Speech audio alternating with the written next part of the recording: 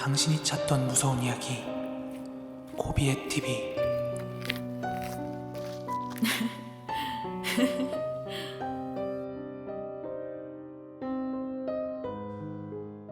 코린 여러분 안녕하세요. 고비의 TV입니다. 오늘 준비한 무서운 이야기는 고비의 TV 구독자 조현세님의 제보 사연인데요.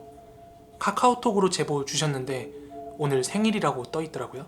우선 생일 축하드리고요. 그럼 이야기 바로 시작하도록 하겠습니다.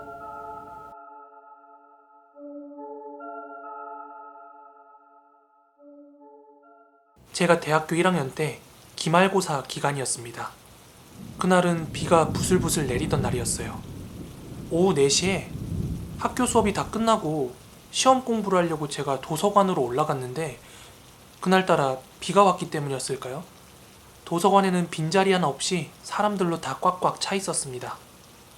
그래서 저는 어차피 집에 가봤자 좀 마음이 느슨해지니까 집중이 안 될 게 뻔해서 학교에서 조금이라도 더 공부를 하자 싶어서 동아리방으로 내려가게 되었습니다. 당시 저희 동아리방이 언덕 중간 지점에 위치하고 있었기 때문에 건물 안에서는 지하 1층인데 그 언덕 밖에서는 또 지상 1층처럼 된 그런 이상한 구조였어요. 이 때문에 동아리방 건물 자체가 습기가 많고 축축한 느낌을 되게 많이 받았어요. 그렇게 동아리방에 도착해서 문 열고 들어갔더니 마침 방에는 아무도 없더라고요. 그래서 혼자 공부하기 좋겠다 생각을 하고 책 펴고 공부를 시작했습니다.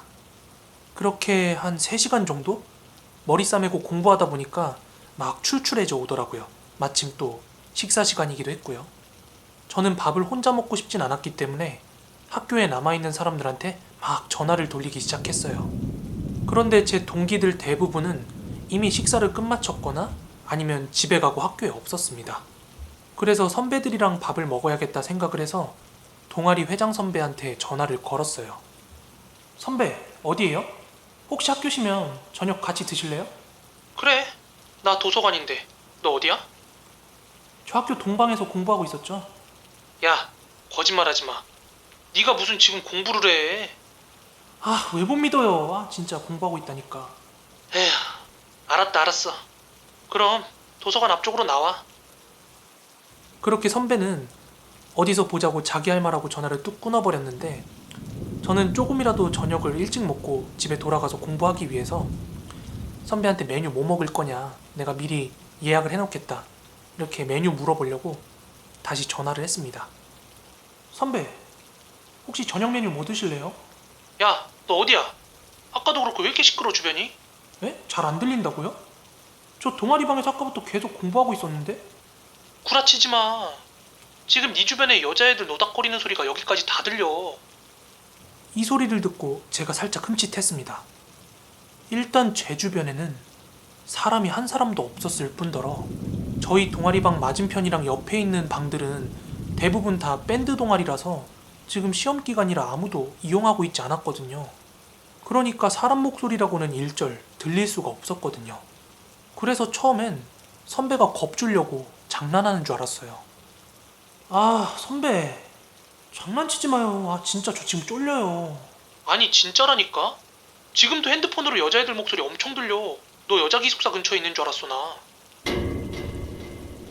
이때부터 저는 소름이 너무 끼치니까 저녁을 먹고 학교에서 조금 더 공부하고 가겠다는 생각이 일절 사라졌어요.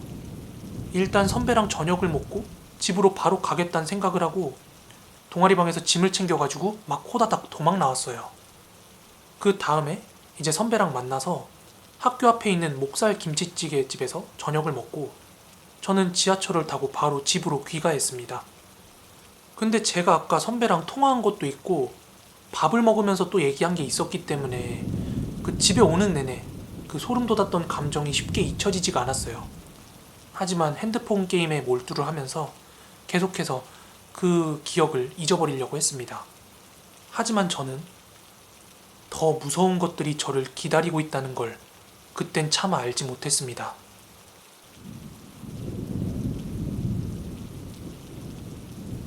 당시 학교부터 집까지의 거리는 전철로 1시간 정도 거리였기 때문에 집에 도착했을 때는 이미 9시가 넘은 시간이었어요. 집에 도착하자마자 저는 시원하게 샤워를 마치고 그대로 책상에 앉아서 다시 공부를 시작했어요. 근데 아까 전에 그 일 때문이었는지 솔직히 공부에 집중이 잘 안 되더라고요. 집중하려다 보면 문득 그 생각이 한 번씩 나고 또 잊으려고 노력하면 할수록 또 공부에는 집중을 할 수가 없었기 때문에 에이 오늘은 접자 하고 컴퓨터로 가서 게임을 좀 했습니다. 그렇게 두어 판 정도 게임을 하고 시계바늘을 보니까 11시 30분 정도를 가리키고 있었고 저는 또 내일 학교에 가야 되기 때문에 컴퓨터를 끄고 침대로 가서 누웠습니다. 헌데 게임의 여운 때문이었는지 몸은 피곤한데 잠이 바로 안 자지더라고요.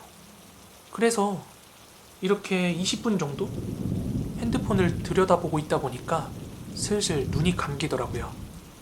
저는 들고 있던 핸드폰도 머리맡에 놔두고 잠을 청하기 위해서 이렇게 자세를 잡고 잠에 들기 거의 직전이었는데 이렇게 딱 하는 소리가 귀에 들린 게 아니라 온몸에 울리듯이 느껴지더라고요. 그렇게 뇌리를 스치는 듯한 진동이 온몸에 느껴졌고 그때부터 제 온몸은 굳어서 움직일 수가 없었습니다. 처음엔 이게 무슨 일인가 싶어서 막 몸을 좌우로 흔들어 봤는데 움직여지지가 않더라고요. 아, 이런 게 가위라는 거구나 하고 진짜 태어나서 처음 느껴보는 느낌이었어요. 하지만 약간의 의문점이 생겼습니다. 제가 알기로 가위 눌림은 자다가 눌리는 걸로 알고 있었는데 저는 그때 분명히 잠들기 직전이었고 정신이 온전했거든요. 여러분들이 진짜 착각하는 거 아니냐고 생각할 수도 있는데 절대 그런 거 아니었어요. 정신이랑 몸이 깨어 있었어요. 그래서 가위에서 깨어나려고 이리 뒤척 저리 뒤척 막 그렇게 시도를 했는데도 움직여지지 않아서 내가 어떻게 해야 되지? 이렇게 생각하고 있을 찰나에 제가 벽시계를 보게 되었거든요. 근데 이 벽시계가 어둠 속에서 그 적응 시야의 밝기를 넘어서 막 하얗게 빛이 나는데 시계바늘이 막 미친 듯이 돌아가기 시작하더라고요. 그 이후에는 점차 침대 위 공기 사이로 보이지 않는 묵직한 뭔가가 막 왔다 갔다 하는 느낌이 들었어요. 그때부턴 진심으로 겁을 먹기 시작했습니다. 몸이 움직여지지 않으니까 대신 눈알을 굴려가지고 이렇게 주변을 살피는데 제 발끝, 침대 모서리 쪽에서 하얀 연기? 천 같은 게 스멀스멀 올라오더니 제 발목을 꽉 하고 누르는 거예요. 저는 좀 창피하긴 하지만 그때부턴 엄마! 엄마! 막 소리치면서 깨어나려고 막 온몸을 비틀어 제꼈어요. 하지만 여러분 예상하셨듯 제 온전한 목소리는 나오지 않았고 쇳소리 같은 것만 조용하게 막 나왔어요. 그리고 점차 그 사람의 형상이 아닌 것이 막 하얗게 나풀대면서 제 발목, 종아리, 그리고 허벅지 배를 타고 올라오더니 제 얼굴까지 엄습을 하더라고요. 그렇게 완전히 몸이 녹초가 되고 기절 직전 상태가 되었을 때야 아까 들렸던 그 딱 소리가 나면서 가위가 풀리더라고요. 그리고 일순간 그 하얀 형체며 미친 듯이 돌아가던 시계며 그런 것들이 시야에서 싹 사라졌어요. 제 몸과 온 침대는 땀범벅이 되어 있었고요. 저는 곧바로 방 불을 켜고 연신 엄마를 외치면서 안방으로 뛰쳐갔어요. 부모님도 놀라셨는지 일어나서 거실로 나오셔서는 무슨 일이냐고 저한테 물었어요. 엄마, 나 완전 죽을 뻔했잖아. 가위 눌려가지고. 근데 내가 그렇게 불렀는데 왜 대답이 없었어? 물론 제 목소리가 엄마한텐 들리지 않았겠지만 엄마도 많이 놀라신 것 같더라고요. 괜찮아. 그냥 가위 눌린 거야. 응? 진정해. 사내 놈이 가위 눌린 거 같고 뭘 그리 호들갑이야? 부모님 두 분 다 이제 괜찮다고 저를 안아주시면서 그렇게 토닥여 주셨습니다. 진짜 저는 지옥에서 천사를 다시 만난 느낌이었어요. 그리고 저는 그때 온몸이 땀으로 젖어 있어서 이대로는 찝찝해서 못 잘 것 같아서 다시 샤워를 하고 옷을 갈아입었습니다. 근데 다시 제 방에 가서 자려고 하니까 좀 무서워서 거실에서 자려다가 보일러가 안 들어와 있으니까 좀 쌀쌀하더라고요. 그러니까 엄마한테 내가 혹시라도 가위가 눌리면 소리 지를 테니까 좀 와줘라 하고 다시 제 방에 들어가서 잠을 청했습니다.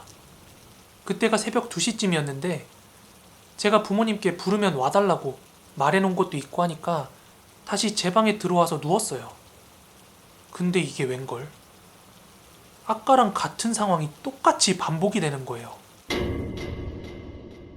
아까 그 하얀 형체는 또다시 침대 밑에서부터 저를 압박해오기 시작했고, 게다가 이번엔 그 어두운 공기 속에서 검정색 연기 같은 물체가 제 상체를 동시에 압박해오기 시작했습니다.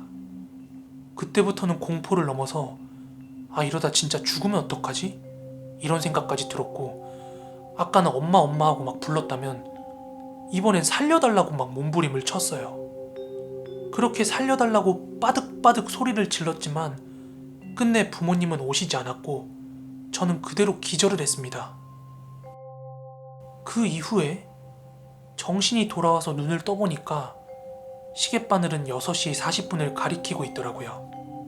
저희 집은 아버지가 일찍 출근을 하시기 때문에 보통 6시 30분에서 40분쯤 기상을 하시고, 어머니는 아침 준비를 위해서 보통 6시 15분쯤이면 일어나세요.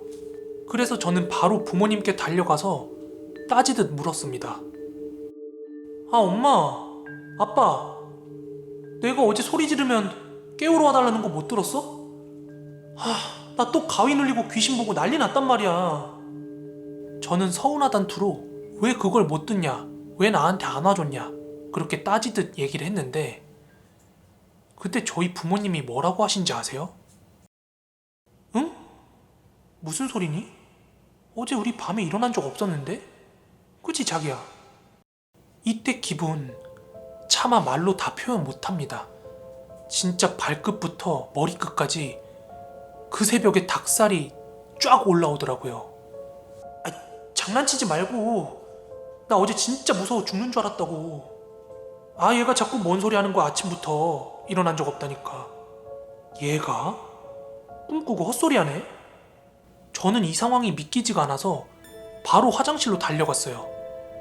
그랬더니 화장실이 물기가 다 젖어 있더라고요. 그래서 엄마 아빠한테 어젯밤 혹시 화장실 썼냐고 물어봤더니 아까 말하지 않았느냐, 일어나지 않았다 그렇게 말씀하시면서 또 밤에는 우리가 안방 화장실 이용하는 거 알지 않느냐 이러시더라고요. 그니까 제 말이 무슨 말인지 이해가 되셨나요? 제가 보통 학교 끝나고 귀가한 시간에 샤워를 하면 그 다음날 아침에는 화장실 물이 다 말라있거든요. 근데 그날 아침 화장실은 샤워부스부터 바닥까지 아주 물이 흥건하더라고요. 그리고 슬리퍼 위치도 좀 달랐고요. 만약 제가 겪은 이 모든 게 꿈이었고 부모님 말이 사실이었다면 화장실 물이 말라있어야 하지 않을까요? 그렇다면 분명히 저는 꿈을 꾼 게 아니라 새벽 2시가 넘어서 샤워를 했다는 건데, 게다가 그럼 그 새벽에 저는 누구를 깨우고 누구를 깨워놨던 걸까요? 저의 등을 다독였던 그 정체, 아직도 미스테리입니다. 괜찮아. 그냥 가위 눌린 거일 뿐이야. 네, 오늘 준비한 무서운 이야기는 여기까지고요. 저는 내일 더 무서운 이야기로 찾아오도록 할 테니까요. 모두 구독하기, 알람 설정까지 좀 부탁드리겠습니다. 그럼 코린 여러분들 모두 좋은 밤, 좋은 아침 되세요. 감사합니다.